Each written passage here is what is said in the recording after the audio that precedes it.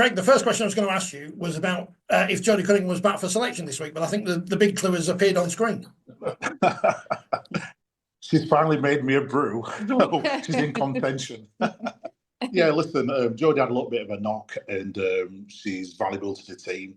So we got her off the pitch because that game allowed it. You know, we were in a reasonably comfortable position. We didn't want to risk her. So yeah, she's back in contention to play this week, and she's fine. Any other players back or any other team news you can share with us? Not the starting 13, of course. Yeah, can't quite give the starting 13, but we're pretty much a fully fit squad. I think young Erin MacDonald is a doubt. She'll have a fitness test tonight. But apart from that, we've pretty much got a full complement to choose from. So, yeah, a bit of a selection headache, to be fair. Good headache, though. Back in the team, Jodie, obviously. How do you stay focused, or how do you keep the rest of the team focused in those games where you are not under too much pressure on the scoreboard? Obviously, it's going to be a different pressure going in this week. I think the competition for places is what drives a lot of the girls, and we know that.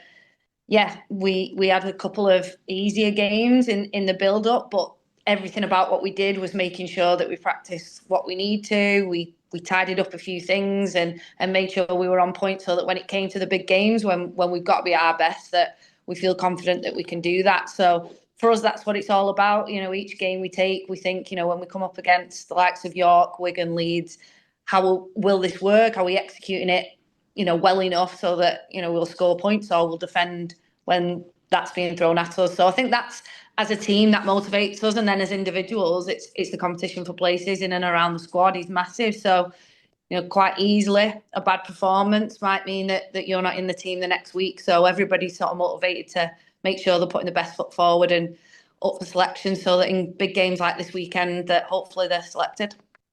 When you're away with England, you know, forget about the result. We've been through that over and over again. But were you able to learn anything about York's players coming into this game? Because obviously it's been difficult trying to scout them because you're both coming in with the same kind of form.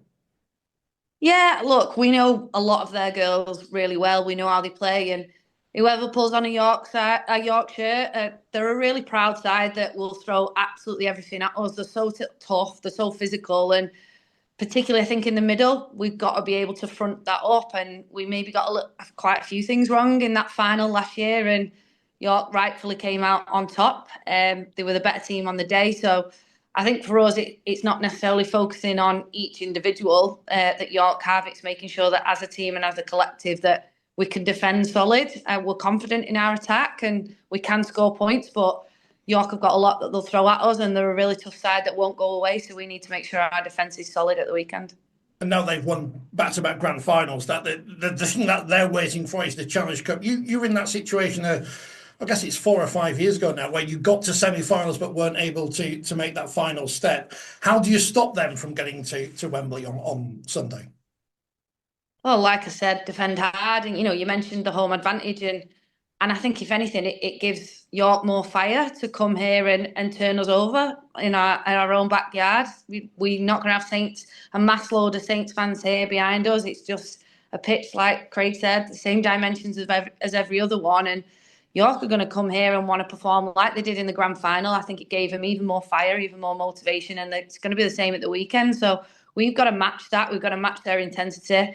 There's no complacency from us. It might be going for 5 this year, but that makes us even more desperate to keep hold of it. We want to defend the crown that we've rightly earned over the last 4 years with really great performances, really great defence, putting everything on the line to get to a final. I think particularly that 2023 semi-final against York, it was just pure grit. It didn't come down to who was most skillful. It was just who was willing to make sure that they walked off that pitch winners. And I think that's what our team has, and that's what we're going to absolutely have to have at the weekend, that just pure grit and determination to get to another final and hopefully retain the Challenge Cup for another year. Is the biggest advantage of playing at home that your mate Emily won't be bugging you on the coach before the game? Yeah, I think keeping Emily calm is half of the task on match day. But what Ruddy brings his energy, enthusiasm, and she's an absolute warrior when we get on the pitch. So I think Rudgy will probably like that we're here at home, and we'll be keeping her calm up until probably about half an hour before kick-off, then we'll let her go. Craig, York have lost one this week in Megan Pakulis, but they've brought Zoe Holmby back in. What will she bring to the York squad? Yeah, I know Zoe really well. Really good player, really good person. She gives you a power. She gives you a power game. You probably lose a little bit in terms of, if it's a like for like, you lose a little bit in work rate. But what Zoe can do is turn the game on its head in a split second. With a real strong carry. She's got real good late footwork at the line. Fantastic to see her back in the game. I wish it was a week later or so, but it's good to see her back because we want good players in the league. And Jodie's just mentioned it, that how close that semi-final was a couple of years ago. Have you been practicing drop goals in the build-up? If you can practice such a thing, I don't know. Oh, listen, we're quite diligent in what we do here, and practicing the detailed stuff is part of what we do anyway. I don't think we've done anything different for this game.